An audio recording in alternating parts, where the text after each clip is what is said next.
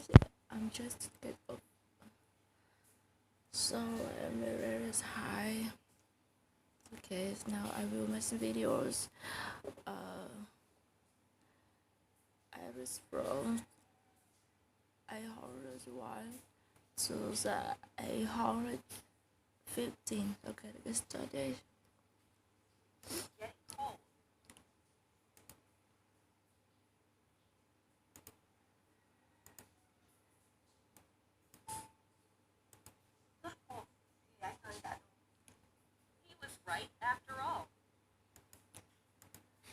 He was right after all.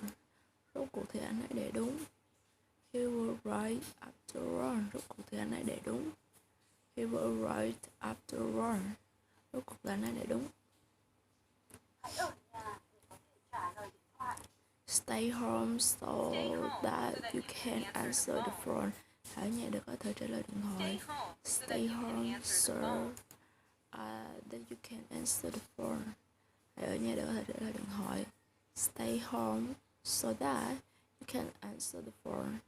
Hãy ở nhà để có thể trả lời điện thoại. Stay home so that you can answer the phone. Hãy ở nhà để có thể trả lời điện thoại. Stay home so that you can answer the phone. Hãy ở nhà để có thể trả lời điện thoại. Stay home so that you can answer the phone. Hãy ở nhà để có thể trả lời điện thoại. Stay home so that you can answer the phone. Hãy ở nhà để có thể trả lời điện thoại. What are you waiting for? Cô còn chờ gì nữa? What are you waiting for? Cô còn chờ gì nữa? What are you waiting for? Cô còn chờ gì nữa? What are you waiting for? Cô còn chờ gì nữa? What are you waiting for? Cô còn chờ gì nữa? I'd like to see you again next week. Tôi muốn gặp lại cô vào tuần sau. I'd like to see you again next week. Tôi muốn gặp lại cô vào tuần sau. I'd like to see you again next week. Tôi muốn gặp lại cô vào tuần sau. I'd like to see you again next week. Tôi muốn gặp lại cô vào tuần sau. I want to drive. Tôi muốn lái xe. I want to drive. Tôi muốn lái xe. I want to drive. Tôi muốn lái xe. He does not smoke. Anh ấy không hút thuốc. He does not smoke. Anh ấy không hút thuốc. He does not smoke. Anh ấy không hút thuốc. I would like to stay here today. Chúng tôi muốn ở lại đây tối nay. I would like to stay here tonight. Tôi muốn ở lại đây tối nay. I would like to stay here tonight. Tôi muốn ở lại đây tối nay. I would like to stay here tonight. Tôi muốn ở lại đây tối nay.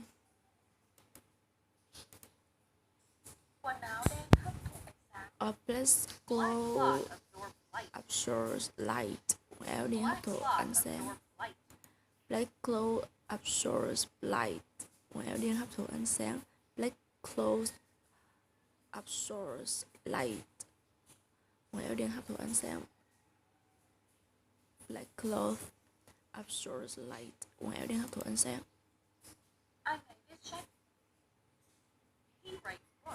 He writes books. Anh ấy viết sách. He writes books. Anh ấy viết sách. He writes books. Anh ấy viết sách. Take care. Take care. Bảo trọng. Take care. Bảo trọng. Take care. Bảo trọng. He usually gets up at 6. Nãy thường thức dậy lúc 6 giờ. He usually gets up at 6. Nãy thường thức dậy lúc 6 giờ.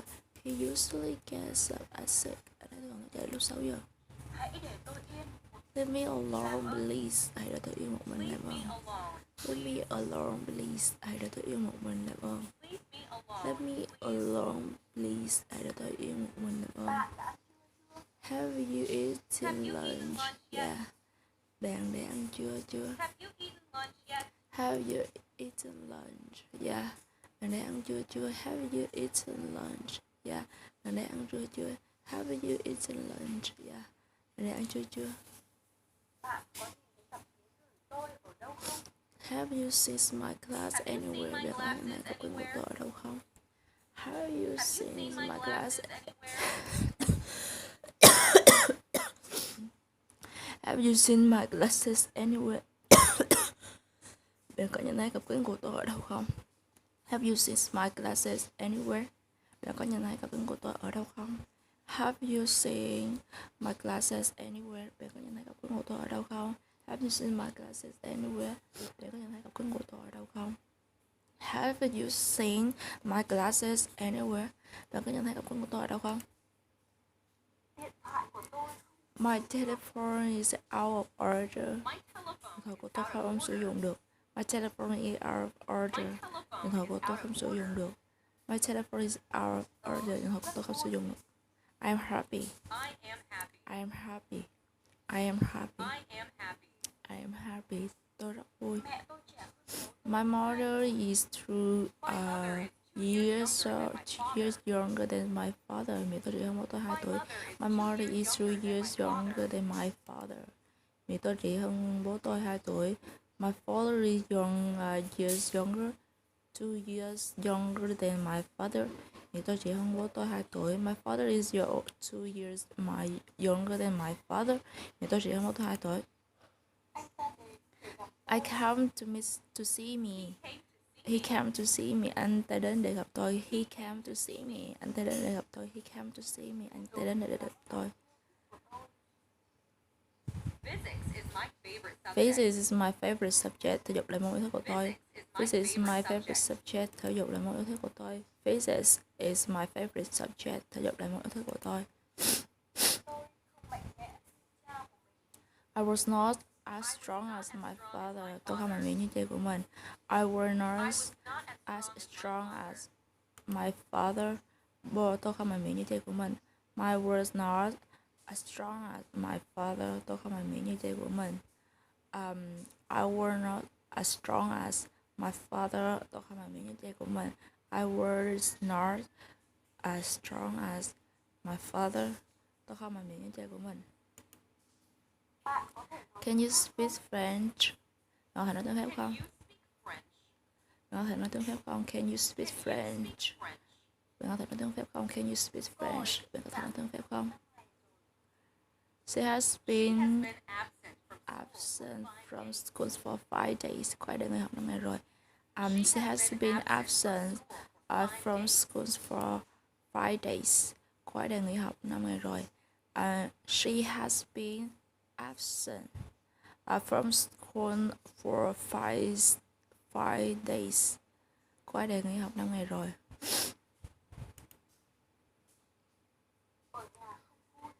Staying home isn't fun. Ở nhà không vui. Staying home isn't fun. Ở nhà không vui. Staying home isn't fun. Ở nhà thì không vui. I don't like coffee. I don't like coffee. I don't like coffee. I don't like coffee. Tôi không thích cà phê. I don't like coffee. Tôi không thích cà phê. Paris is the capital of France. Paris là thủ đô của nước Pháp. Paris is the capital of France. Paris là thủ đô của nước Pháp. Paris is the capital of France. Paris là thủ đô của nước Pháp. Paris is the capital of France. Paris là thủ đô của nước Pháp. I often see him. Tôi thường gặp anh ấy. I often see him. Tôi thường gặp anh ấy. I often see him. Tôi thường gặp anh ấy. I often see him. Tôi thường gặp anh ấy. I raise my hand to ask a question. Tôi đã giơ tay để hỏi một câu hỏi. I raise my hand to ask a question. Tôi đã giơ tay để trả lời câu hỏi. I raise my hand to ask a question. Tôi đã giơ tay để trả lời câu hỏi. Can you come for dinner tonight? Tối nay em có thể đến ăn tối không? Can you come for dinner tonight? Tối nay em có thể đến ăn tối không? Can you come for dinner tonight? Tối nay em có thể đến ăn tối không? Can you come for dinner tonight? Tối nay em có thể ăn tối không? My work is finished. Công việc của tôi đã hoàn thành. My work is finished. Công việc của tôi đã hoàn thành. My work is finished. Công việc của tôi đã hoàn thành. When does it end? When does it end? Khi nào nó kết thúc? When does it end? Khi nào nó kết thúc? When does it end? Khi nào nó kết thúc? This is the book that I told you about. Đây là cuốn sách mà tôi đã kể với bạn. This is the book that I told you about. Đây chính là cuốn sách mà tôi đã kể với bạn. This is the book that I told you about. Đây là cuốn sách mà tôi đề cập với bạn. This is the book that I told you about. Đây là cuốn sách mà tôi đề cập với bạn. Tom finally gave up smoking. Cuối cùng Tom đã bỏ thuốc. Tom finally gave up smoking. Cuối cùng Tom đã bỏ thuốc. For Tom finally gave up smoking. Cuối cùng Tom đã bỏ thuốc. Anybody can do that. Ai cũng có thể làm được như vậy. Anybody can do that. Ai cũng có thể làm được như vậy. Anybody can do that. Ai cũng có thể làm như vậy. I speak a little Japanese. Anh nói được một ít tiếng Nhật. I speak a little Japanese. Anh nói được một ít tiếng Nhật. I speak a little Japanese. Anh nói được một ít tiếng Nhật.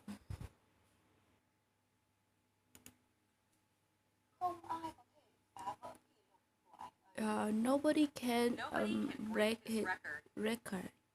Không ai có thể phá kỷ lục của anh ấy. Nobody can break his record. Không ai có thể phá vỡ kỷ lục của anh ấy. We have made friends with Tom. Chúng ta đã kết bạn với Tom. We have made friends with Tom. Chúng tớ đã kết bạn với Tom. We have made friends with Tom. Chúng tớ đã kết bạn với Tom. We have made friends with Tom. Chúng tớ đã kết bạn với Tom. We have made friends with Tom. Chúng tớ đã kết bạn với Tom. We have made friends with Tom. Chúng tớ đã kết bạn với Tom. We lost the game. Chúng ta thua rồi. We lost the game. Chúng ta thua rồi. We lost the game. Chúng ta thua rồi. We lost the game. Chúng ta đã thua rồi. I went to Bristol by train. Tôi đi tàu đến I went to Bristol by train. Tôi đi tàu đến train. Does she speak French? Có ai nói được tiếng Pháp không? Does she speak French? Có ai nói được tiếng Pháp không? Does she speak French? Does she speak French? Có ai nói được tiếng Pháp không? He began running. Anh ấy bắt đầu chạy. He began running. Anh ấy bắt đầu chạy. He began running. Anh ấy bắt đầu chạy. I caught 3 fish. I caught 3 fish yesterday. Ông ơi, tôi bắt được 3 con cá. I caught 3 fish yesterday. Ông ơi, tôi bắt được 3 con cá. I caught 3 fish yesterday. Ông ơi, tôi bắt được 3 con cá. Here's some water. Nước đây. Here's some water. Nước đây. Here's some water. Nước đây. Here's some water. Nước đây. You have a little fever today, don't you? Hôm nay bạn bị sốt nhẹ phải không? You have a little fever today, don't you? Hôm nay bạn bị sốt nhẹ phải không? I got married 8 years ago. Tôi đã có hôn 8 năm trước. I got married 8 years ago. Tôi đã có hôn 8 năm trước. I got married 8 years ago. Tôi đã có hôn 8 năm trước. Cái nào là của tôi? Where's mine? Cái nào là của tôi? Where's mine? Cái nào là của tôi? Where's mine? Cái nào là của tôi? Tôi lo rằng trời sẽ mưa đấy. I'm afraid. I'm afraid it will rain. Tôi lo rằng trời sẽ mưa. I'm afraid it will rain. Tôi lo rằng trời sẽ mưa. I'm afraid it will rain. Tôi lo rằng trời sẽ mưa. I'm afraid it will rain. Tôi lo rằng trời sẽ mưa. Anh ta cảm thấy I feel very happy. Anh ta cảm thấy hạnh phúc. He feels very happy. Anh ta cảm thấy rất hạnh phúc. He feels very happy. Anh ta cảm thấy rất là hạnh phúc. I don't like her.